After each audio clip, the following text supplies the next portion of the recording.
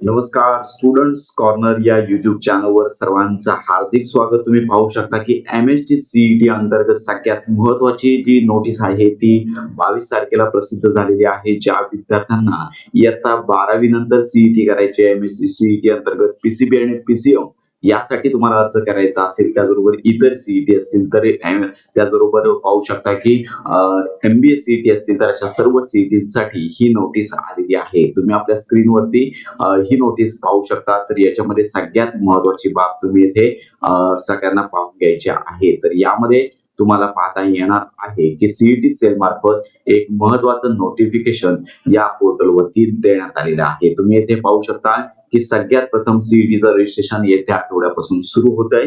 ही देखील महत्त्वाची अपडेट आहे आणि सीईटी रजिस्ट्रेशन सुरू होण्यापूर्वी लक्षात घ्या की महत्त्वाचं परिपत्रक नुकतंच प्रसिद्ध झालेलं आहे। तर याच्यामध्ये पाहू शकता की सगळ्यात महत्त्वाची बाब म्हणजेच विद्यार्थ्यांना 3 महत्त्वाचे डॉक्युमेंट लागणार आहेत। एक आहे आधार कार्ड, त्याचबरोबर विद्यार्थ्यांचा अपर आयडी आणि त्याचबरोबर जे विद्यार्थी दिव्यांग असतील तर त्यांना UDID सर्टिफिकेट। तर या संदर्भात ही नोटीस आलेली आहे।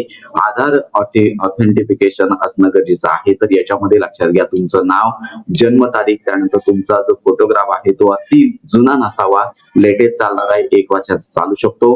तुमच्या आधार कार्ड वरती तुमच्या वडिलांचं नाव पाहिजे आणि त्याचबरोबर तुमचा आधार कार्डला जे तुमचं आधार कार्ड आहे त्या आधार कार्डला तुमच्याकडे मोबाईल रजिस्टर असणे गरजेचं आहे। म्हणजे तुमचा आधार नंबर टाकल्यानंतर तुमच्या मोबाईल वरती ओटीपी जाणं गरजेचं आहे, जेणेकरून सीईटी सेल वरती तुमचं रजिस्ट्रेशन होणार आहे। याचबरोबर दुसरी महत्त्वाची सूचना पाहू शकता यामध्ये देण्यात आलेली आहे ती म्हणजेच पाहू शकता की अपार आयडी।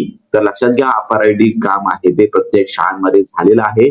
त्यामुळे सीईटी सेल मध्ये लक्षात घ्या की तुम्हाला नोंदणी करायची असेल तर विद्यार्थ्यांना त्यांचा अपार आयडी लागणार आहे आणि हा अपार आयडी आता कुठे मिळवायचा तर तो अपार आयडी तुम्हाला तुमच्या शाळेमध्ये मिळू शकतो। ज्या विद्यार्थ्यांना अपार आयडी मिळणार नाहीये तर अपार आयडी कसा काढायचा हे देखील आपण आपल्या व्हिडिओमध्ये सांगणार आहोत। नवीन व्हिडिओ आपण देणार आहोत। तर अपार आयडी कार्ड आहे विद्यार्थ्यांनी काढून ठेवायचं आहे। तुमच्या शाळेमध्ये तुमचा अपार आयडी तुम्हाला पाहायला मिळणार आहे। आणि तिसरं महत्त्वाचं बाब म्हणजे disability certificate for unique disable ID, म्हणजे जे दिव्यांग विद्यार्थी आहेत त्यांना UDID कार्ड काढणं कंपल्सरी आहे। त्यांच्याकडे UDID कार्ड आहे ते अपडेट असणं गरजेचं आहे।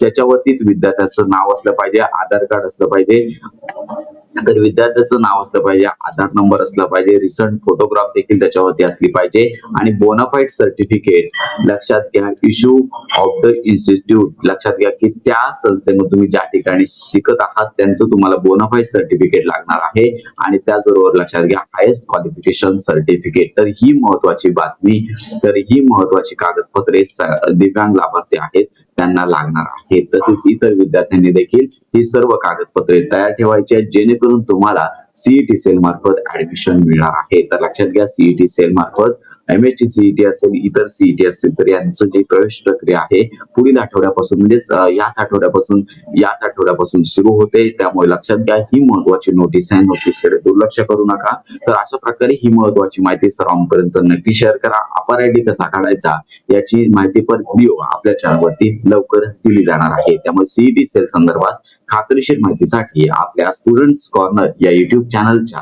कनेक्ट मध्ये राहा।